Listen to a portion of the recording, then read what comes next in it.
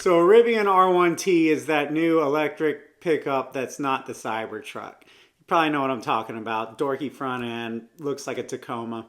Anyway, one was rear-ended in traffic, very slightly, stop and go, less than 10 miles per hour type of situation.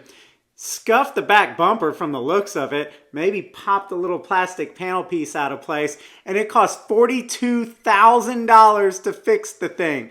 That's not all. It was also 8 weeks, no, 10 weeks, and about 300 hours. They said the back window came out of this truck to fix the rear bumper. Now, obviously, there is some big time BS going on here. I don't know if the repair shop is criminal. It was a Rivian certified repair shop.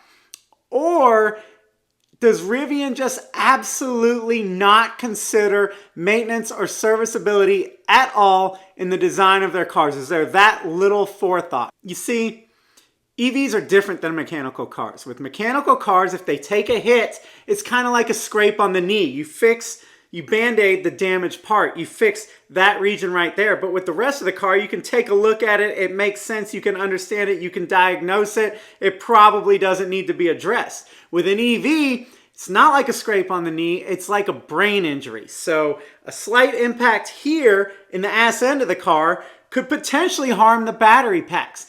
And you really don't know because it's electronic. And there's a lot more protocol to this type of stuff. And we're just scratching the surface. If this is actually coming, this is just the beginning of these insurance protocols where they just go, oh, it took a hit, so better total it out. This Rivian was brand new.